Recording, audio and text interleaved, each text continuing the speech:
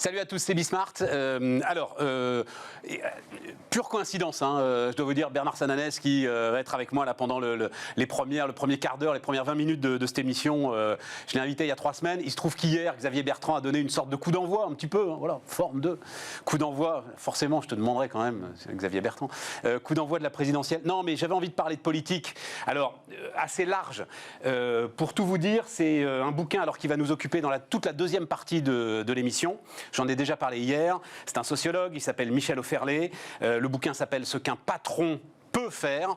C'est un bouquin de sociologie, il est touffu, il est ardu, mais à l'intérieur, c'est absolument passionnant en termes d'analyse de comment les patrons peuvent essayer de peser sur l'action politique. Voilà, je vais le résumer comme ça. On va en parler aussi un peu avec Bernard. C'est très compliqué. En gros, d'un côté, vous avez le poujadisme, et de l'autre côté, vous avez les visiteurs du soir qui essayent de faire de l'influence. Et entre les deux, voilà.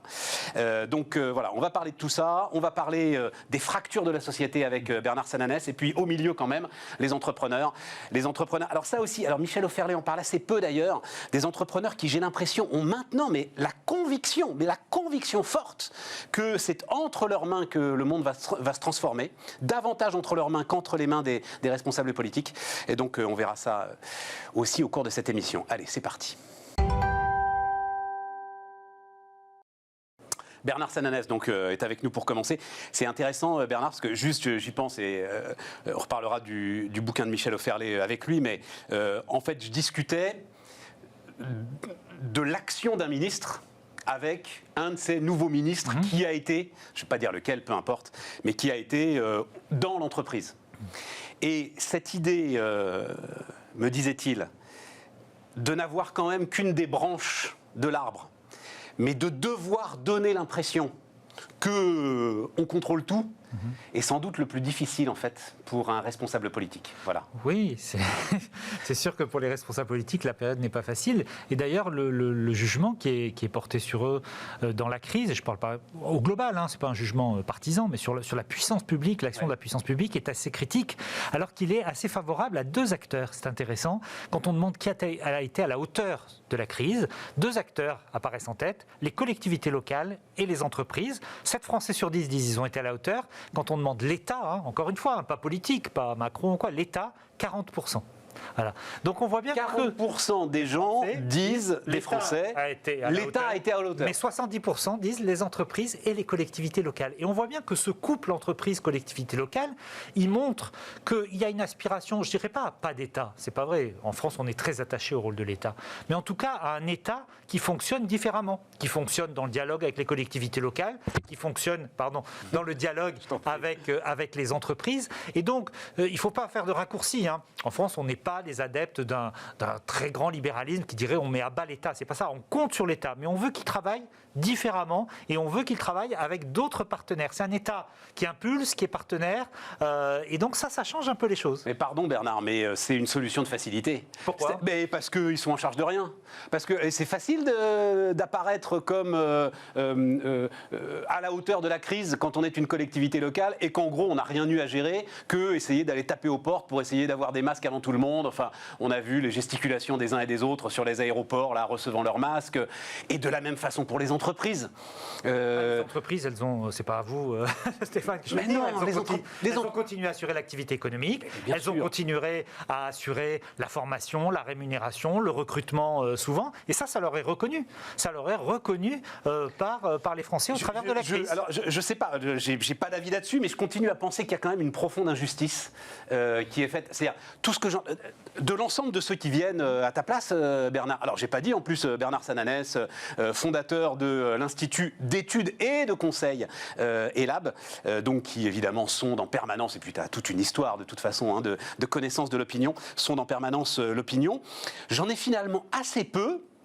Alors c'est vrai que moi je parle d'autre chose, mais j'en ai finalement assez peu qui spontanément disent mais non, mais bien sûr qu'on ne va pas demander à l'État, j'en sais rien, une échéance, d'avoir de la vision, de se projeter, etc. C'est absolument impossible dans cette situation. Il ne s'agit pas, en tout cas pas dans mes propos, de jeter la pierre à l'État. Mais en revanche... Non, c'est de la part des Français, je trouve ça... Ouais, je pense qu'ils attendaient sans doute...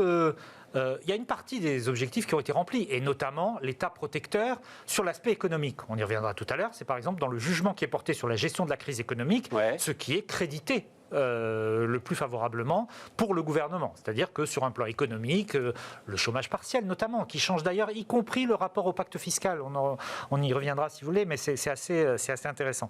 Bon, mais à côté de ça, il y a le sentiment que l'État a voulu sans doute trop faire tout seul. C'est pour ça que je parlais des collectivités locales et des entreprises, d'une part. Et d'autre part, je pense que quand on regarde un peu toutes les études au global, je n'ai pas un chiffre particulier, le sentiment peut-être qu'il n'y a pas suffisamment de retour sur expérience. Autrement dit, que la première fois, la première vague de la crise, on a été surpris, évidemment. Je pense que beaucoup de gens pouvaient le comprendre. Que la deuxième fois, on ait hésité entre l'arbitrage économique et l'arbitrage sanitaire, tout à fait normal. Que les leçons n'aient pas semblait être tiré pour faire mieux, comme on dit en entreprise, les rétex, les retours sur expérience. Ça, c'est quelque chose qui sans doute surprend un peu les gens. Encore une fois, il y a aussi ce regard, y compris de comparaison. Les Français voient bien ce qui se passe autour, ils se disent que c'est pas si formidable que ça ailleurs. On voit ce qui se passe en Allemagne. Oui, voilà, on est un peu tous logés à la même enseigne. Mais il y a en plus un écho à quelque chose qui est très fort dans le pays, qui est le sentiment du déclin. Je vais donner un seul exemple qui est très intéressant. En juillet, on a fait une étude très profonde qui s'appelait Reboot ou Reset. Est-ce qu'il s'agit de faire redémarrer le pays ou est-ce qu'il s'agira de le réinventer? Et on avait une question sur cette idée du déclin. Et quelqu'un nous a dit, tu sais, les verbatims là qu'on voit, quelqu'un nous a dit c'est quand même incroyable. On est la France, un pays qui lance ou qui lançait encore des satellites, des Arianespace, et on n'est pas capable de s'approvisionner en masques à 1 euro. Voilà.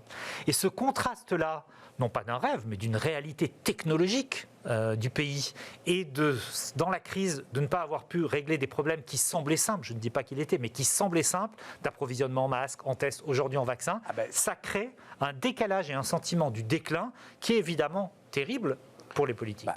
Les phrases d'Emmanuel Macron, donc c'est hier soir, sont passionnantes à ce niveau. Donc, je vous le rappelle, si vous n'avez pas suivi ça, qu'est-ce qu'il dit? Il dit, en gros, on n'a pas, nous, Europe, assez fait confiance au génie humain. Voilà.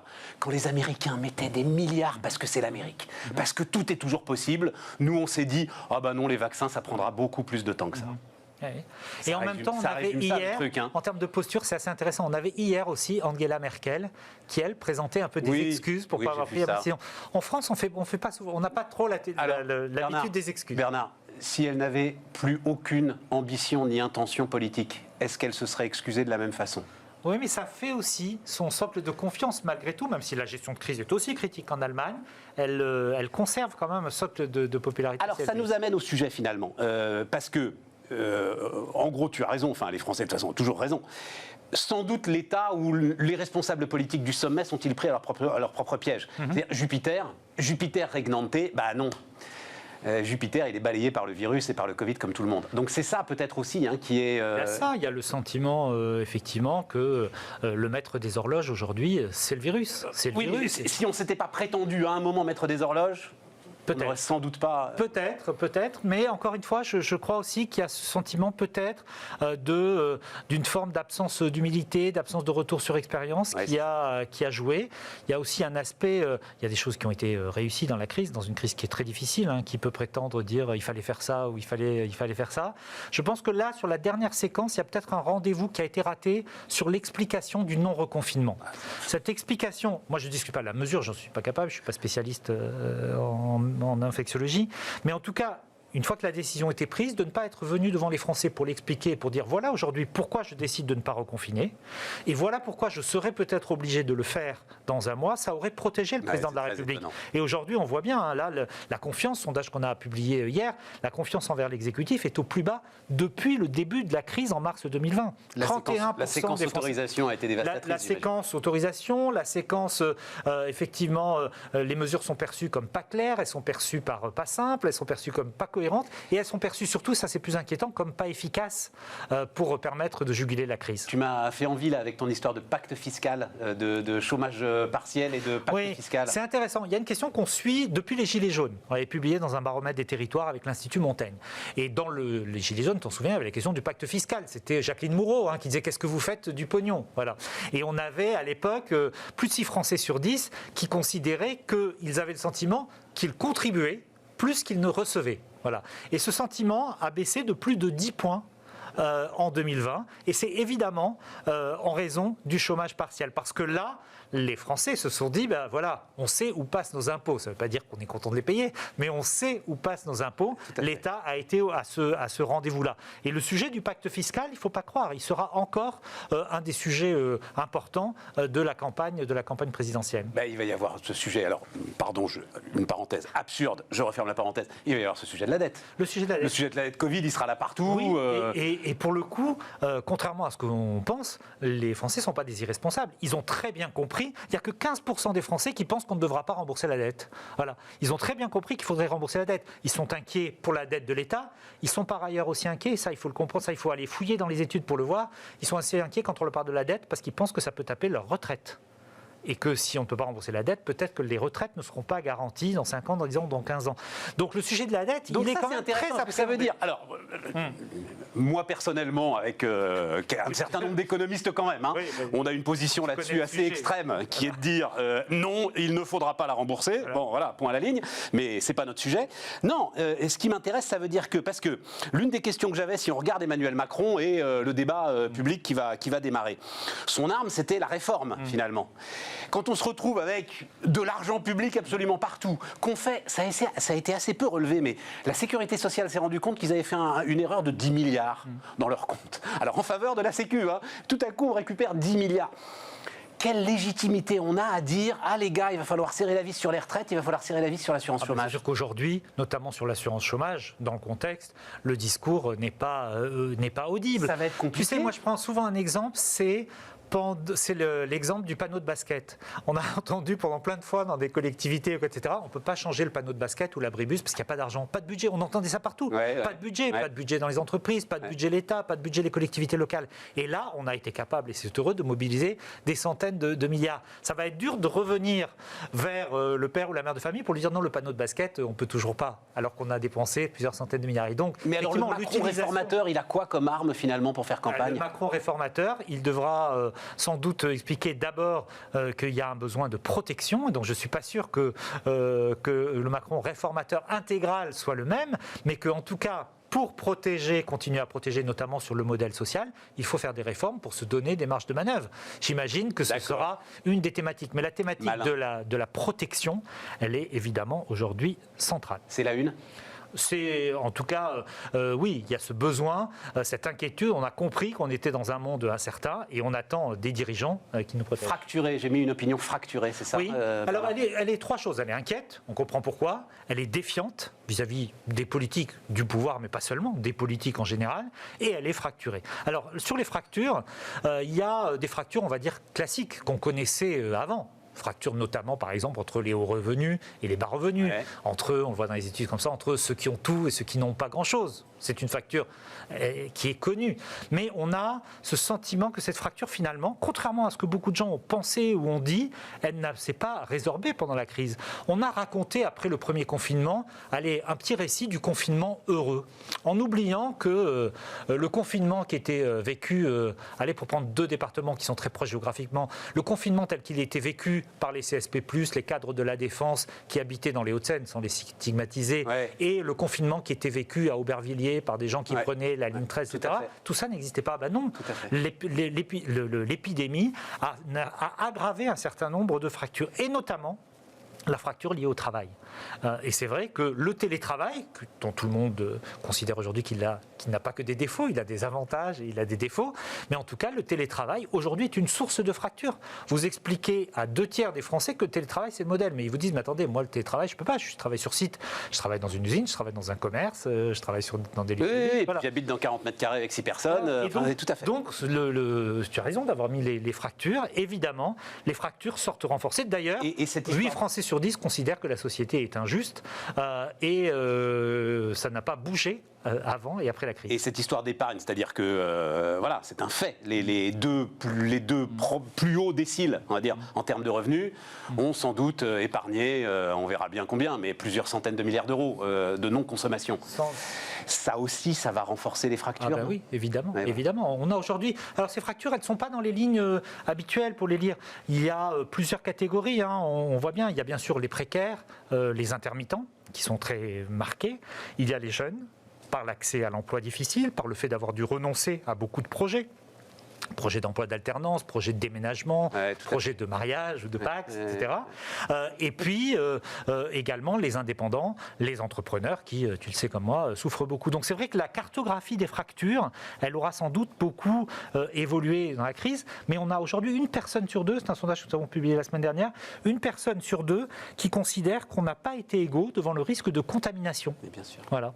Donc ça va laisser des traces. Quand on va faire l'analyse de cette épidémie, qui elle a touché, qui elle n'a pas touché, on verra comment ce sentiment... Et donc ça veut dire, parce qu'il y a eu, si je te ramène à la politique, il y a eu beaucoup d'émoi, c'était je crois une une de Libération sur la fin du Front républicain. Et sur cette fois-ci, on ne va pas nous la faire, et cette fois-ci, on n'ira pas voter ni pour Macron, etc. Donc ça c'est tangible, c'est une réalité, en tout cas, qu'à un moment, que ce combat qu'on nous promet déjà pour la prochaine présidentielle sera différent cette fois-ci. En tout cas, aujourd'hui, la photographie, comme toujours, un sondage, je ne dis pas ça pour prendre un parapluie, mais c'est une photographie. En tout cas, c'est vrai que ce phénomène de non-choix au second tour, de se dire non, ça ne me concernerait pas, je n'irai pas, et en n'y allant pas, je veux montrer que je ne suis pas satisfait par l'offre électorale, il existe. Et il existe beaucoup, pas seulement, mais beaucoup, chez des électeurs de gauche. Qu'est-ce qui se passera si cette alternative se présentait vraiment? Personne ne peut rien en dire. Ouais. Comme d'ailleurs, et je ne dis pas ça par excès de prudence, comme on ne sait pas dans quelle configuration on sera en sortie de la crise. Déjà, est-ce qu'on sera en sortie de crise? Je ne parle pas seulement de la crise sanitaire. Est-ce qu'on sera sorti de la crise économique et sociale? Oui, Bernard, oui. Je ne sais pas, mais ça, c'est ça qui est dit. Est-ce qu'on aura et ce sera d'ailleurs une... Tout le monde, l'entrepreneur que je suis, a envie de... Ah, mais oui. Ce ne sera pas la même configuration. Ça va être un truc de dingue. Ça ne sera pas la même configuration, évidemment, de campagne électorale. Mais aujourd'hui, quand on regarde l'électorat de Marine Le Pen et des sondages, d'abord son socle électoral de premier tour est très élevé. Donc il n'y a pas eu, contrairement à ce que certains pensaient, de traces dans son électorat du fameux débat de l'entre-deux tours. Ouais. Cet électorat, il est déterminé à aller voter Marine Le Pen. Deuxièmement, il y a la capacité à attirer entre les deux tours de nouveaux électeurs. Et troisièmement, il peut y avoir effectivement une démobilisation d'électeurs qui ne veulent pas aller voter. Et donc la clé du second tour de l'élection présidentielle, dans cette configuration-là, dont on n'est pas sûr, cela pourrait être l'abstention du second tour, qui en général est assez faible en France. Et donc le sujet là pour lui finalement, enfin le sujet pour le chef de l'État aujourd'hui, c'est d'essayer de réparer la société. Je crois que l'économie, elle va maintenant se débrouiller toute seule, mais c'est de réparer la société, essayer de réconcilier les choses. Rassembler, et la capacité à rassembler du président de la République reste à un niveau assez bas. Alors. Merci Bernard. Bernard Sananès, donc, le fondateur d'Elab, était notre premier invité sur Bismart. On repart les amis, on repart avec Franck Bonfils qui est avec nous. Bonjour Franck. Bonjour. Fondateur, alors un air d'ici juste bio, c'est quoi c'est les deux qui vont ensemble, un air d'ici juste bio, c'est l'intégralité. Un air d'ici est le nom de la société, Juste Bio, et sa marque. Sa marque commerciale. C'est ça. Vous faites du vrac. Exactement. Alors, tout à l'heure, il y a un sociologue, je le disais, qui va venir nous voir dans 12 minutes très exactement, pour tout un bouquin, toute une réflexion sur la façon dont les patrons essayent d'entrer dans l'action politique. Et moi, j'ai l'impression qu'il est en train de se passer un truc avec une nouvelle génération que vous représentez peut-être, c'est qu'en fait, votre sujet est plus là. Votre sujet, c'est que votre entreprise devient une arme politique, au sens très large, Franck. Est-ce que je peux vous emmener sur ce terrain-là? C'est-à-dire, vous ne faites pas du vrac, donc on pourrait parler de la façon dont le vrac aujourd'hui est en train de séduire de plus en plus de consommateurs, mais en fait, votre démarche, elle va au-delà. Oui, la démarche va au-delà. Alors, politique, je ne suis pas très fan du terme, je suis plutôt fan de la cité, en fait, de la manière dont on peut faire changer les choses et la manière dont on peut faire changer les hommes. Et effectivement... J'ai envie de dire qu'on n'a pas besoin de faire de grosses actions, mais chaque petit geste du quotidien compte. Mettre du sens dans ce qu'on fait, je pense que c'est aujourd'hui plus l'enjeu de nos sociétés de demain et de notre rôle de patron, plutôt que de chercher à tout prix de la rentabilité. Je m'explique avec un air d'ici. Faut dire d'un mot quand même que vous faites quand même 78 millions d'euros de chiffre d'affaires, que vous serez à 100 millions d'euros de chiffre d'affaires dans quoi, dans 2 ans, vu le rythme. Ouais, voilà. 130 salariés. Mais en fait, tout Pareil, ça... dans 2 ans, il y en aura 200. C'est ça, mais tout ça n'est que l'illustration économique de la réussite d'un modèle. Et en fait, le modèle, c'est quoi? C'est celui de l'engagement. Vous le dites très bien. En fait, ce qu'on cherche, c'est du sens. Ce qu'on cherche, c'est de l'engagement. Chez un RDC, quand j'ai créé l'entreprise, moi, Juste Bio, et sa marque, en fait, j'avais 2 sujets. C'était 1, la réduction du gaspillage alimentaire. 2, la réduction des emballages polluants. En fait, faire en sorte qu'une entreprise donne du sens à ce qu'elle fait. Et j'ai réussi, grâce à ça, à emmener non seulement l'adhésion des consommateurs, mais aussi et surtout l'adhésion des salariés. Et créer, en fait, quelque chose qui m'a dépassé complètement. J'imaginais pas, vous savez, moi j'ai créé l'entreprise dans ma chambre d'étudiant. Je vais vous bousculer un tout petit peu, Franck, parce que le temps tourne très vite. Ouais. Ce qui est formidable, en fait, dans ce que vous dites, c'est qu'à partir du moment où c'est un entrepreneur qui s'en occupe, mais vous allez résoudre les problèmes les uns après les autres de manière très pratique. Moi, j'ai découvert un truc, par exemple, allons-y, que je n'imaginais pas. Il ne suffit pas de mettre des distributeurs de vrac dans les supermarchés. Il faut aussi finalement des gens pour les vendre. Il y a des vendeurs de vrac. C'est ça C'est ça, c'est exactement ça. En fait, le vrac est indissociable du service. On voit que la partie émergée de l'iceberg, ces silos que vous voyez en magasin. Et ces silos que vous voyez en magasin, s'ils sont là aujourd'hui, c'est parce qu'au départ, on m'a opposé un refus. Et vous le disiez très bien, le rôle d'un chef d'entreprise, c'est de trouver la solution à un problème qui se pose. Chaque jour, il y en a un nouveau. Quel refus problème. Vous avez eu ? En fait, c'était non, ça ne marchera pas. En grande distribution, on me disait, mais attendez, c'est compliqué, on va avoir de la casse. C'était il y a 5 ans, on va avoir de la casse, on va avoir de la perte, on va avoir des problèmes de traçabilité, de nettoyage, etc. Il a fallu résoudre tous ces problèmes. La meilleure manière de les résoudre, ça a été de dire, ok, laissez-moi de la place, moi je vais venir avec mon meuble, avec mon personnel, avec mon process, et on va gérer ça. Et aujourd'hui, on a effectivement du personnel Juste Bio partout dans les supermarchés. Est-ce qu'il faut des vendeurs de vrac? Qu'est-ce qu'il y a de particulier avec le vrac? Alors, ils ne sont pas vendeurs. Ils sont simplement démonstrateurs. Non, ils sont ils remplissent. Ce sont des merchandisers. Ce sont des gestionnaires, des techniciens. Le vrac, il n'arrive pas par lévitation dans les trémies.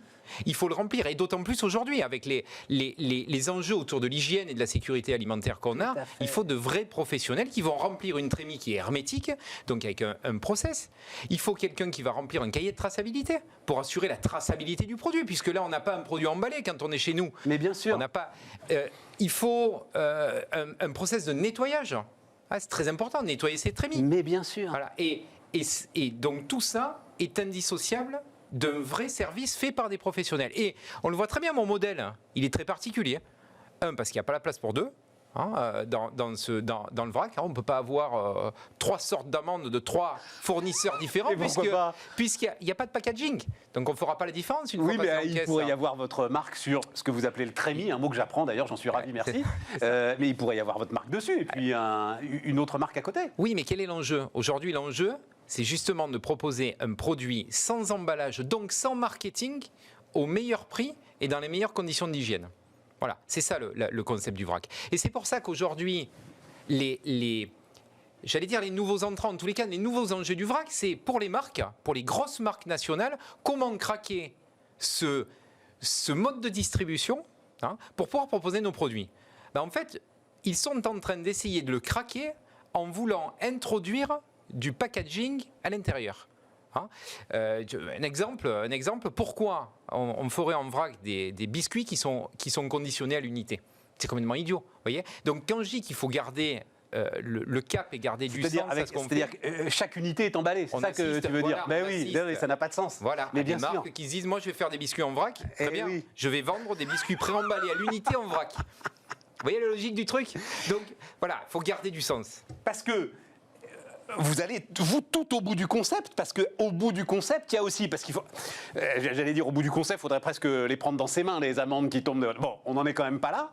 Et donc, il faut un emballage quand même pour récupérer ces amandes, mais vos emballages à vous, le boulot, justement, c'est qu'ils soient totalement recyclés, biodégradables, voilà. Exactement, mais c'est même pas au bout, c'est en amont qu'on va. Puisque, avant d'arriver dans cette trémie, les produits sont conditionnés, mais ça, personne ne le voit. Le consommateur ne le voit pas.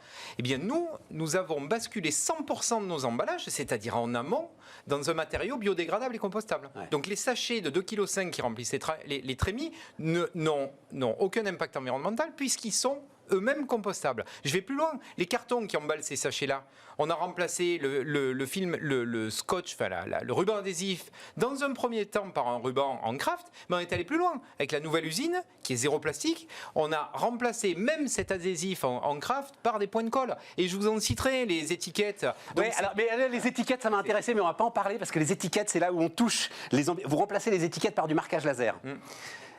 Je voudrais faire le bilan carbone des deux trucs. Ouais, est-ce que vraiment le marquage laser, c'est moins de carbone que l'étiquette? Évidemment.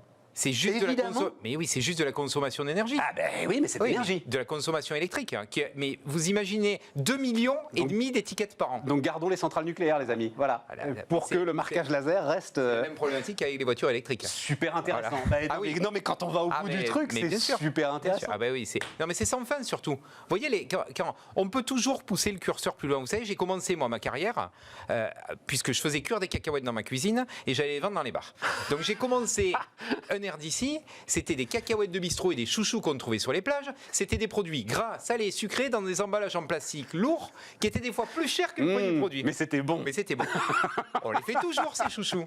On a mis moins de sucre, on a mis moins de sel, mais en revanche, on a supprimé l'emballage. On a supprimé l'emballage. Et donc l'histoire, moi je suis pas un intégriste du bio, je suis pas un pionnier, rien. Je suis simplement un citoyen, j'allais dire investi, qui essaie de donner du sens à son action. J'ai eu la chance d'être un patron, d'avoir 140 personnes autour de moi, de faire beaucoup de choses. Et pour revenir au sujet politique, hein, en disant quel est notre engagement politique, moi je dirais que ce n'est pas un engagement politique, c'est un engagement citoyen.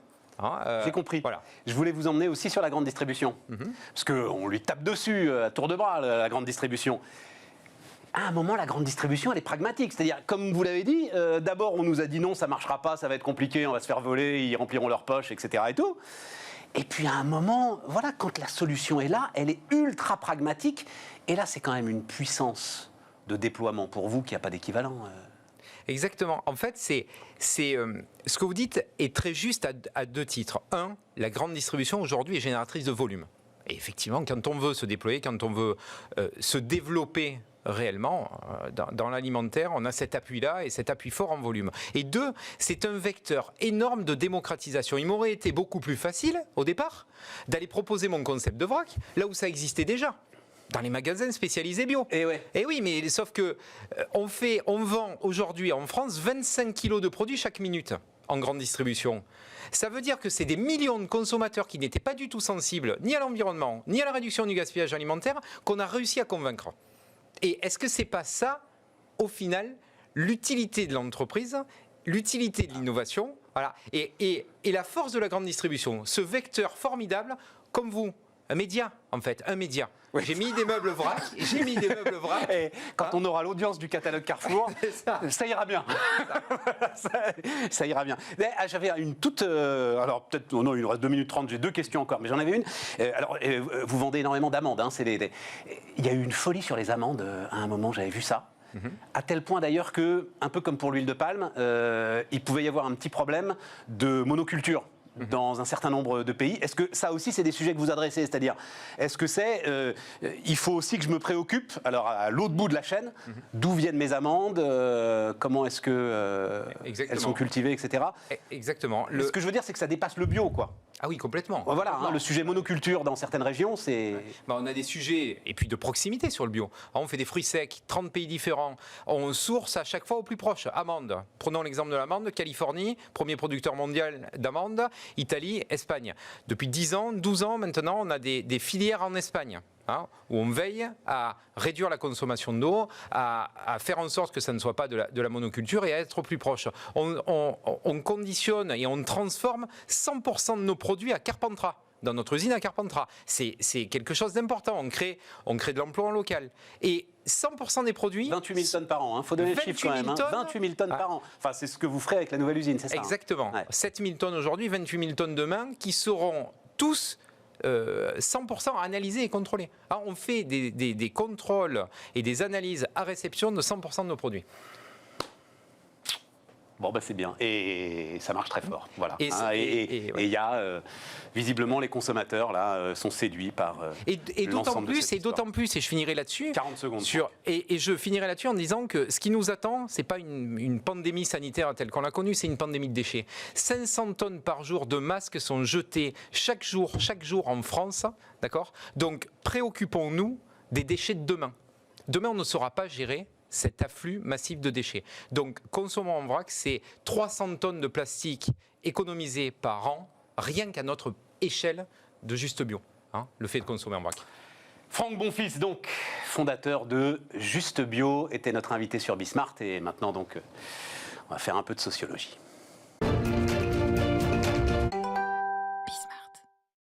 Et donc, dernière partie de cette émission avec Michel Offerlé. Bonjour Michel Offerlé. Bonjour. Il y a 2 jours que je parle de votre bouquin, voilà, à tous ceux que je rencontre, en leur disant... Non, alors, je ne dirais pas qui, mais c'est intéressant, et vous allez peut-être vous reconnaître ceux, alors, ministres ou secrétaires d'État, peu importe, en charge de dossiers qui sont des dossiers internationaux lourds à gérer, et qui dit, mais moi, je ne suis pas dans l'incantation, moi, je suis dans l'action.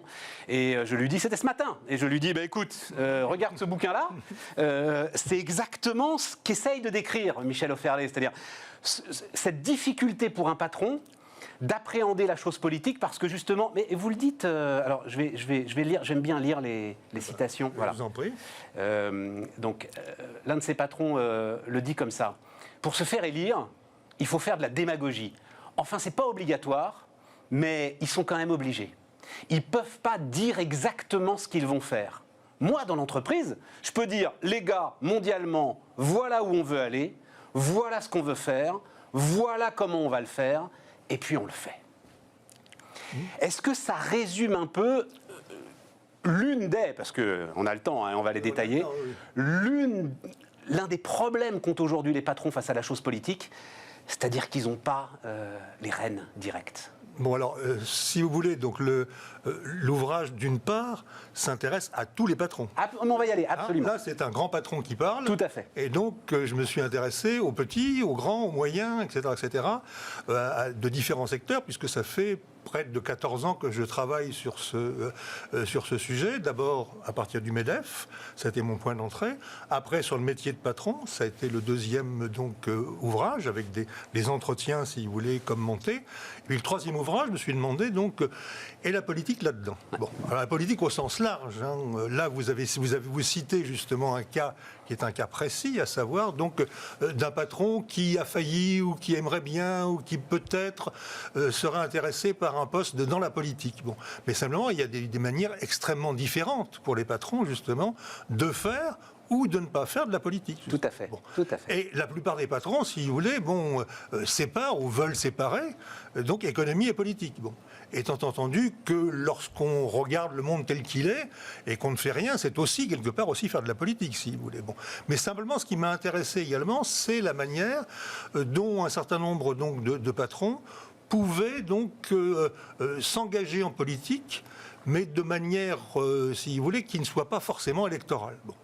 Et donc, il y a des modalités extrêmement diverses. Hein.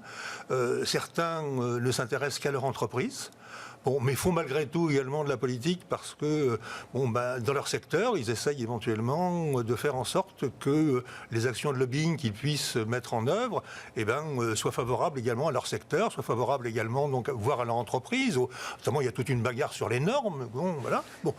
Et puis, donc, alors ça, c'est un peu, si vous voulez, Je vais résumer le truc, Michel, parce qu'il y a, en gros, il y a le poujadisme, voilà, hein, et plutôt pour les petits patrons. Il y a effectivement la norme, l'influence. Je crois que c'est... Alors, celui-là, vous le citez, Pierre Bellon, qui dit « aider de façon un petit peu subtile ». Oui. C'est ça un peu, hein, voilà, la norme, l'influence, le lobbying. Et puis, il y a effectivement, on en dira un mot, ceux qui font de la politique vraiment. Oui. Voilà. Alors, ils sont rares. Ils sont rares. Ils sont rares parce que, contrairement à ce qui s'est passé, parce qu'il y a eu un passage aussi un peu historique, il fut un temps où il y avait des grands patrons, justement, qui siégeaient à l'Assemblée. Bon, moi, j'ai travaillé sur les Schneider, et donc, il y a eu une dynastie de Schneider qui a siégé à l'Assemblée. Même Eugène a été vice-président donc, de l'Assemblée sous Napoléon III. Bon, mais à ce moment-là, d'une part, diriger l'entreprise, c'était autre chose. C'était plutôt des fonctions de représentation et tout était laissé également donc, aux ingénieurs. Et puis être député, ça avait aussi beaucoup moins d'implication du point de vue du temps. Parce que le problème d'un chef d'entreprise, c'est le temps. C'est la disponibilité. Donc soit il est à la tête de son entreprise et à ce moment-là, il a relativement peu de temps, ou alors il fait en quelque sorte des départages de temps, il fait des arbitrages de temps, ce qui l'intéresse. Par exemple, je vois, quand je lis les interviews de Tavares, Tavares, il dit, bon, il y a la famille, la forêt de Rambouillet, les petits-enfants, etc. Merali et puis PSA. Bon, voilà, bon. Et donc, c'est des arbitrages de temps qu'il faut entendre. Et donc, plus on arrive vers le XXe siècle et encore plus vers le XXIe, d'une part, l'emploi de PDG, c'est un emploi à temps complet, et l'emploi donc de député ou de ministre, c'est bien entendu aussi un emploi à temps complet. Mais restons sur Tavares, parce qu'une fois effectivement qu'il a dit mon temps, etc. et tout, il dit aussi, et c'est sans doute celui qui le dit avec le plus de franchise, l'Europe est en train de flinguer son industrie automobile avec des normes ceci, des normes cela, etc. Et c'est vrai qu'on a envie de lui dire, mais vas-y, prends les rênes, etc. Mais non, c'est là où son action s'arrête. Il s'intéresse essentiellement à son secteur. Alors que toute une série d'autres, ça a été généralement le point d'entrée, puisque donc j'ai interviewé, alors maintenant, au fur et à mesure que des années, et avec également, c'est également un travail qui a été collectif. Ça, j'ai fait ça dans le cadre d'un atelier de recherche. Oui, parce qu'il y a énormément de verbatim au cœur du bouquin. Donc avec des étudiants de Paris 1, des étudiants de Dauphine et des étudiants également de Normal Sup, si vous voulez. Bon, donc ça a été également, c'est une œuvre collective, surtout celui-là, mais les autres également aussi. Bon.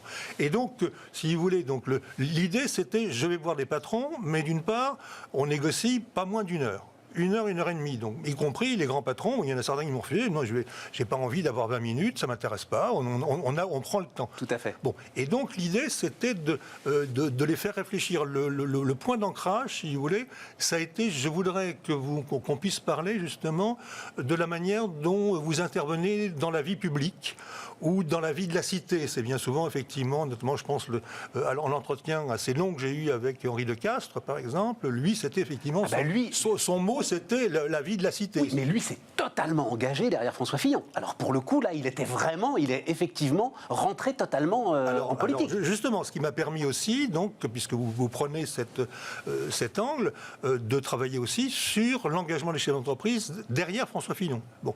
Et il y a eu, alors c'est resté relativement confidentiel, mais ça a été relativement efficace dans une certaine mesure. Il y a eu les EAF, les entrepreneurs avec Fillon. Ouais. Et donc, j'ai remonté donc à la fois donc le fil, grâce également, je le remercie, à Pierre Danon, qui a été donc l'un des chefs de campagne. Je ne cite pas les autres sources, parce qu'effectivement, j'ai rencontré... Stanislas de Bensman, par exemple, patron de Devoteam, ne l'a jamais caché. Mais également, il y avait effectivement donc des patrons affichés, ce qui est relativement rare, parce que dans les élections présidentielles, il y a toujours les espèces donc, de cercles des Échos ou du Monde, les proches, les pas trop proches, ils viennent au meeting, mais surtout pas, on ne va pas quand même se montrer avec. Ils ont financé peut-être, mais on ne sait pas exactement. Bon, et donc là aussi, j'ai pu rencontrer donc l'un des chefs de campagne du financement qui m'a dit comment ça se passait. Bon, il faisait des réunions d'appartements. C'était Pénélope Fillon qui organisait justement donc le repas, et puis jamais plus de 12 convives comme dans les dîners en ville pour qu'ils puissent... Mais justement, Michel, est-ce qu'à l'occasion de cette présidentielle, et donc, parce que je veux vous amener aussi sur, vous en parlez assez peu finalement, ces nouveaux entrepreneurs, mais est-ce que justement il n'y a pas eu une fracture? Donc, il y en a beaucoup aussi qui ont même été élus députés, Bruno Bonnell qui vient nous voir régulièrement, qui ont été élus députés avec Emmanuel Macron. Emmanuel Macron lui-même se revendiquant un peu du monde de l'entreprise. Il y a donc tous ceux qui ont accompagné François Fillon. Est-ce qu'il n'y a pas en ce moment-là un espèce de point de bascule qui fait que de plus en plus de ces patrons ont envie de s'impliquer davantage que ce qu'ils ont fait depuis, on va dire... par exemple, là, vous m'avez ramené le Nouvel Observateur, période Pompidou, depuis les années 70. Oui, mais alors c'est plus les mêmes, si vous voulez, parce qu'effectivement, j'ai malheureusement pas pu aller jusqu'où je voulais aller, parce que j'étais en négociation avec En Marche et avec Stanislas Guerini pour pouvoir pénétrer dans leurs ordinateurs et voir de quelle manière ils avaient fait leur sélection.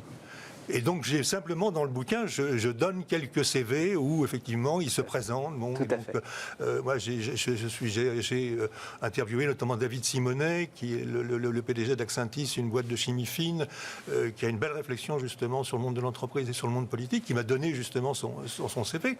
Bon, et donc, moi, l'idée, c'était, parmi les 25 000 candidats, c'est d'arriver à extraire un certain nombre de chefs d'entreprise et de voir qui c'était exactement. Parce qu'en fait, lorsqu'on regarde, si vous voulez, le groupe, j'ai interviewé Olivia Grégoire aussi, bon, qui a un parcours un peu particulier, puisqu'elle a quand même fait du cabinet auparavant, elle a été proche de Madeleine, etc. etc. Et donc, Olivia Grégoire, elle avait une petite boîte, bon, mais après, elle l'a arrêtée. Donc, quand on regarde, d'ailleurs, même c'est dans le bouquin de manière anonyme, là aussi, parce que j'ai respecté les anonymes, certains me disant, j'ai vu Bonnel, mais c'est pas lui qui m'a dit ça, mais certains me disant, bon, mais les collègues qu'on a, si vous voulez, donc à l'Assemblée, bon, c'est des chefs d'entreprise, mais ils en prennent le titre.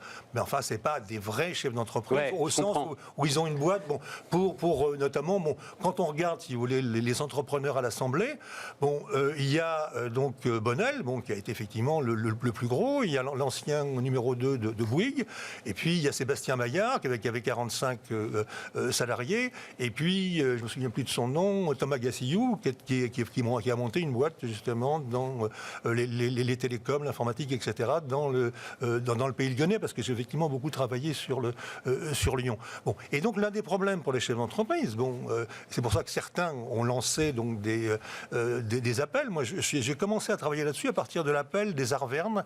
Ça devait être en 2014 ou 2015, où il y avait 4 chefs d'entreprise, assez bien d'ailleurs choisis, puisqu'ils n'étaient pas du tout de la même tendance, entre guillemets, des mêmes nuances, parce que bon, c'est des nuances plus que des tendances, en disant il n'y a pas assez de gens du privé au Parlement. Bon. L'éternel. Il n'y a pas assez de gens du privé, on n'entend qu'un son de cloche, il y a une majorité donc de fonctionnaires, de hauts fonctionnaires, et donc il y avait un appel à mobiliser, si vous voulez. Bon, alors c'était moins, ils appelaient plus en fait des cadres sup, il y a aussi beaucoup de cadres sup privés justement dans l'Assemblée actuelle, ils appelaient beaucoup, si vous voulez, à mobiliser les cadres sup, et également donc j'ai... Alors moi j'aurais bien aimé, si vous voulez, bon, si Stanislas Guérini m'entend, donc moi je suis prêt à retourner, parce que j'avais commencé les négociations, etc., etc., et donc il y a une mine là, parce qu'il y a des histoires de vie, si vous voulez, qui expliquent comment les gens et pourquoi les gens veulent venir en politique. Parce que, si vous voulez, Olivier Dassault est mort, bon, c'était quasiment le seul grand patron qui subsistait en politique, alors que sous la 3e, sous la 4e République, vous aviez encore des gens qui avaient des empires. Bon. Mais en fait, parce que en lisant votre livre, je réfléchissais, j'ai mis 3 noms. À chaque fois, en fait, c'est des aventuriers, finalement. Dassault, Bernard Tapie, Thierry Breton. Voilà. Je les mettrais pas dans la même Mais non, justement, à chaque fois, c'est des aventures radicalement différentes, des objectifs sans doute radicalement différents. Mais revenons sur, parce que la richesse de votre bouquin, non, c'est la masse des patrons quand même. Je veux revenir, je fais cette interview un peu dans le désordre, mais peu importe, vers ce avec quoi je voulais commencer, c'est-à-dire, derrière cette grande diversité, vous insistez sur une chose, c'est une grande fierté. Certainement. Et un sentiment d'injustice. Voilà, bon, alors la grande fierté, alors je l'ai retrouvée chez pas mal de petits, hein, c'est effectivement avec, donc, comme on est content d'avoir son nom sur un livre, d'autres sont contents, si vous voulez, voir leur nom sur leur camion, par exemple. Hein. Moi, ça me fait plaisir, je vois mes camions, justement, un petit entrepreneur qui a une quinzaine de camions, moi, je vois mes camions, justement, défiler, oui, puis vous en citez, dans toute la France. J'ai pas le certificat d'études, voilà, et aujourd'hui, vous avez raison d'insister là-dessus, parce que c'est quelque chose qu'on ne dit pas suffisamment, c'est que la catégorie, ce qu'on appelle les patrons. Bon, et donc ça ne veut rien dire. Enfin, je veux dire, c'est une catégorie statistique. C'est la PCS2 de l'INSEE, plus également les cadres d'état-major de la catégorie 3, si vous voulez. Bon, mais sinon, c'est une catégorie qui est la plus étirée du point de vue à la fois économique. Vous avez des gens qui gagnent 500 € par mois. Hein, donc, je me souviens, ma marchande de journaux, elle m'a dit, je gagne 500 € par mois. Et donc, vous avez beaucoup de gens qui sont entre 1000 et 2000 € chez les petits patrons. Bon, certains, parce qu'ils veulent pas devenir gros. Hein, je me contente de ce que j'ai. Tout à fait. Et d'autres parce que, c'est des trucs qui sont un peu à la limite de la rentabilité économique. Vous avez différentes manières d'être patron. Il y avait certains qui sont effectivement à des salaires extrêmement importants. Bon, mais il y a effectivement l'idée, et donc juste pour revenir sur le diplôme, hein, ils sont également des diplômes qui sont incommensurables. Vous avez encore beaucoup d'autodidactes, justement, parmi les patrons, et puis des patrons à bac+10, bac+12, etc. Et le sentiment d'injustice. Alors, le sentiment d'injustice... alors, là, effectivement, je crois qu'il est à la fois, on peut, il faudrait encore beaucoup plus creuser là-dessus, c'est un peu une espèce de discours patronal. Je le résume là, c'est dans votre livre. Oui. On a un problème culturel dans ce pays, c'est-à-dire il y a une vision punitive. L'entrepreneur, c'est le mal qu'il faut contrôler et punir. C'est sans doute ce qui les rassemble. Ça, effectivement, c'est Karine Charbonnier, si vous voulez, qui est effectivement, là aussi, elle, quelqu'un qui a basculé en politique après avoir donc... Et cette phrase-là, j'ai l'impression que c'est ce qui les rassemble le plus. Alors justement, c'est une phrase effectivement qui les rassemble. Moi, je la nuancerais un peu parce que justement, donc, les patrons sont entre guillemets se disent mal aimés, mais je pense qu'ils sont beaucoup plus aimés qu'auparavant. Ils sont beaucoup plus aimés qu'auparavant. Il y a beaucoup plus, on en parle beaucoup plus dans la presse, etc., etc. On leur tend beaucoup plus le micro. On n'est pas dans les années 80 où il y avait une espèce donc à les années tapis où il y avait une espèce d'idée que tout le monde allait devenir. C'était le pognon. C'était plus l'entreprise, c'était le pognon. Bon, alors effectivement, moi je fais aussi attention, parce que là aussi je suis quelqu'un d'extrêmement scrupuleux, je suis historien, je suis sociologue, je vérifie mes sources.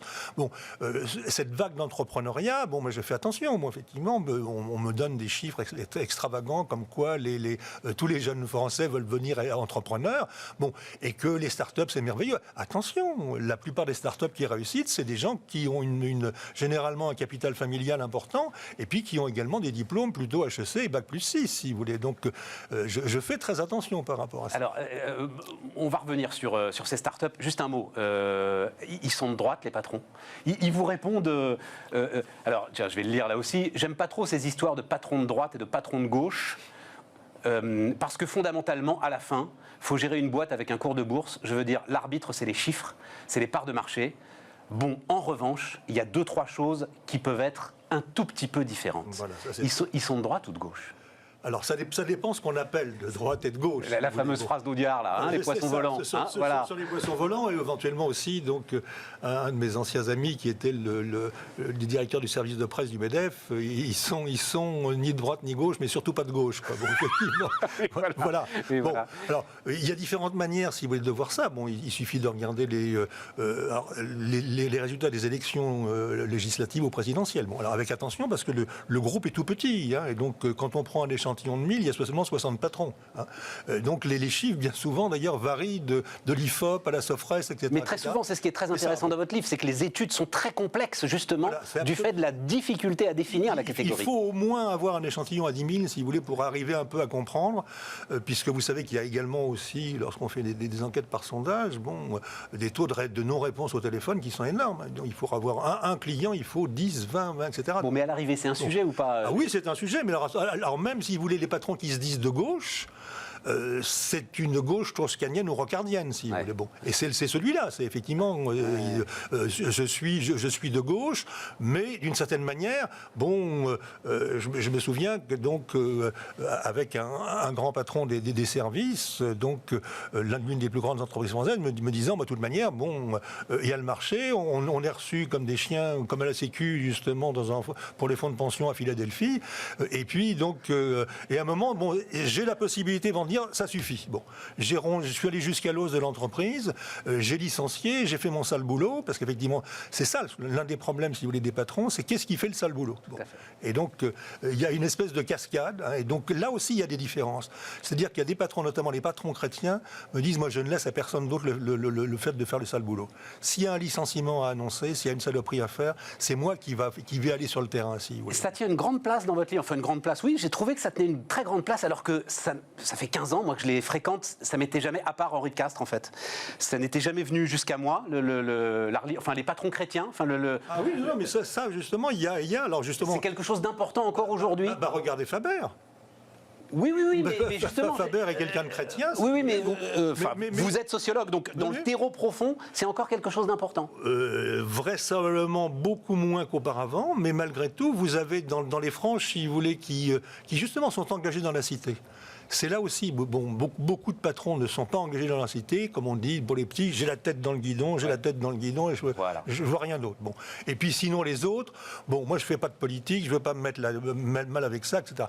Bon. Mais par contre, justement, les patrons chrétiens, c'est tout à fait, si vous voulez, donc le centre. Alors, les EDC, c'est pas grand-chose, hein, je me souviens plus quels sont les chiffres officiels à l'heure actuelle, ça doit être 3 ou 4 000 personnes, mais qui, avec une implication relativement forte. C'est-à-dire EDC entrepreneurs et dirigeants chrétiens. Ah, et voilà, c'est ça. Bon. Et je me demande si Geoffroy Roux de Bézieux, le patron du MEDEF, on fait pas partie d'ailleurs, peut-être non. Là aussi, si vous voulez, c'est ce qu'ils me disent, justement. Moi, j'ai eu des bons contacts avec Leblanc, justement, qui a été justement qui a été le patron des EDC et qui fait partie d'ailleurs d'un numéro de Sociétal, je ne sais pas si vous l'avez vu passer, qui vient de paraître la semaine dernière sur la raison d'être de l'entreprise, dans laquelle également je participe. Donc, qu'est-ce qu'on voit dans la réflexion sur la raison d'être de l'entreprise? On voit effectivement, disons, une partie des patrons qu'on appelle réformateurs, qui veulent réfléchir sur l'entreprise. Est-ce que l'entreprise telle qu'elle est à l'heure actuelle, est-ce qu'on ne pourrait pas en faire autre chose? Et puis vous avez également des patrons chrétiens. Et donc les patrons chrétiens, si vous voulez, bon, l'exemple sur lequel vous m'aiguillez, c'est effectivement, ce sont des gens qui ont parfois des états d'âme, mais simplement ils vont dire c'est moi qui vais faire le boulot. Ouais, c'est ça. C'est-à-dire que je ne vais pas aller utiliser une boîte de consultants, etc., qui va en quelque sorte foutre en l'air l'usine. Moi, je vais m'en occuper. Si il faut aller voir les syndicats, je vais m'en occuper personnellement. Bon, avec également, mais ça c'est un cas un peu limite, c'est un de mes enquêtés qui me disait, oui, il y en avait même un que je connaissais, lorsqu'il est licencié, il allait à confesse. Comme si c'était effectivement une espèce de péché, si vous voulez. Et alors, rapidement, parce que je veux garder quelques minutes pour la nouvelle génération. Il y a également, si vous voulez, donc l'autre problème, parce que bon, le problème des licenciements, c'est très important du point de vue social, mais également, il y a le problème des fusions-acquisitions. Bon. Et donc, de quelle manière, si vous voulez, donc là, je cite, donc c'est un ouvrage que je recommande à tout le monde, parce que je crois que c'est l'un des ouvrages qui est le plus intéressant de tous les ouvrages de patrons que j'ai lus. C'est une vraie réflexion personnelle. Bon, alors effectivement, il est d'actualité, c'est l'ouvrage de Faber, qui raconte, si vous voulez, pendant 5 pages, disons, ses états d'âme par rapport à une fusion-acquisition. Et cette espèce de jeu de bras de fer, donc espèce de loterie, de surenchère, etc., etc. Bon, certains pourront dire, bon, effectivement, il se donne bonne conscience. Moi, j'écoute justement le sociologue, je sais que c'est quelqu'un qui essaye de se mettre dans la peau des autres. Et donc, ça demanderait beaucoup de vérification. Hein. Comme je le dis constamment dans le bouquin, il y a des choses que je dis, bon, c'est la parole des patrons, et bon, il faudrait faire des vérifications. Alors, je vais aller très vite, mais je le dis d'un mot. À un moment, vous regrettez d'ailleurs, hein, vous dites les patrons devraient un peu plus s'occuper de sociologie, et puis vous reconnaissez vous-même que la façon dont les sociologues s'occupent des patrons, ça leur donne pas non plus envie de s'occuper de sociologie. Certainement. Et donc, vous avez cette phrase qui est quand même, enfin, moi je trouve importante, il faut se garder de tomber dans une vision mercenaire et complotiste des rapports sociaux, qui rend compte du monde social comme d'un monde tout uniment mené par des dominants unis qui vivent dans l'entre-soi d'un libéralisme taillé sur mesure. Voilà. Effectivement, ça existe assez peu. Mais c'est justement, alors, je pense que les nouveaux. Parce que vous avez à un moment, j'ai l'impression que vous y mettez de l'ironie, c'est-à-dire vous dites « Ah, mais maintenant, l'entreprise sera joyeuse, libérée, délibérée, altruiste, le capitalisme responsable, passionnant, durable, il va être réinitialisé, bienveillant, soutenable, l'économie circulaire, inclusive, empreinte de réciprocité, etc. etc. Vous y croyez pas un mot? J'ai l'impression que vous écrivez ça avec le sourire. Non, j'ai mis, effectivement, vous avez raison, c'est un peu interrogatif, parce que là aussi, je ne suis pas, si vous voulez, je suis dans une position d'écoute, je suis dans une position également de recherche, et donc je ne suis, si vous voulez, ni irénique, ni conspirateur, ni effectivement dénonciateur. Hein.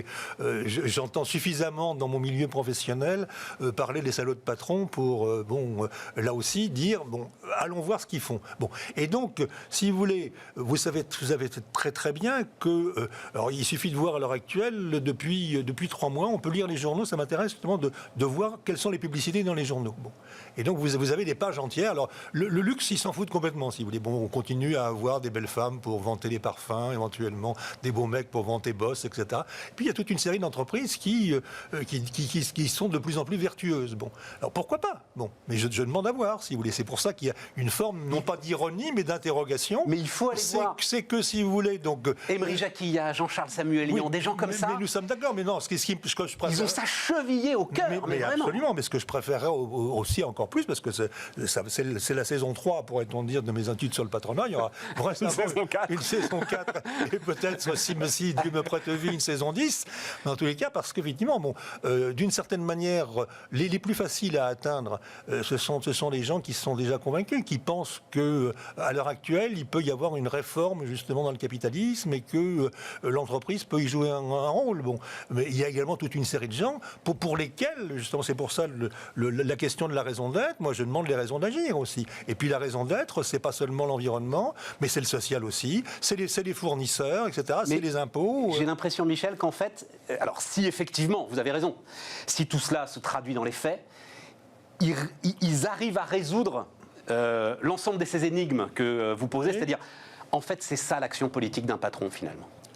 C'est mettre son entreprise au service, en respectant sa rentabilité, au service de l'amélioration Nous sommes d'accord, mais jusqu'à un certain point. Alors, de l'état général. Je pourrais vous l'envoyer puisqu'il est paru hier. Bon, et donc on en a parlé sur France Inter ce matin.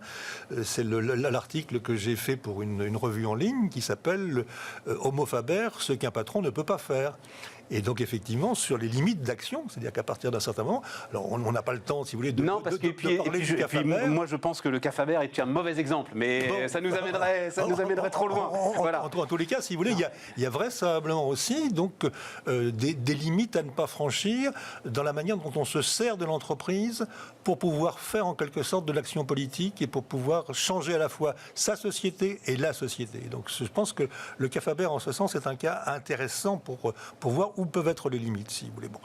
Alors c'est vrai que vous avez donc toute une série de gens qui changent éventuellement la vie au quotidien. Bon, là aussi, il faut interroger ces pratiques-là, le mécénat, la philanthropie, etc., qui font autre chose que l'entreprise. Plus loin, c'est mon entreprise est une arme. Absolument. C'est mon entreprise est une arme. C'est ce qu'ils veulent aujourd'hui, eux. C'est une tribune. Oui, mais ce n'était pas le cas d'Emmanuel Faber. Voilà. Je reviens. À ce moment-là, revenez à Demurger, à ce moment-là. Revenez à Demurger, l'entreprise du 21e siècle sera politique ou elle ne sera pas.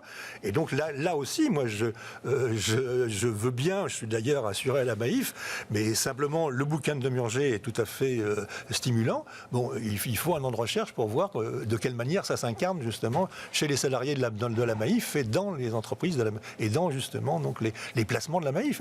L'investissement socialement responsable, l'investissement écologiquement responsable, comment ça s'incarne, parce que là aussi, comme m'ont dit, c'est un certain nombre de patrons, bon, ça, un tel, c'est des valeurs de frontispice, mais allez voir derrière. Pour aller voir derrière, il faut du temps. Et on n'en a plus. C'était Bismarck, les amis. Demain, Aurélie Planex, et nous, on se retrouve lundi.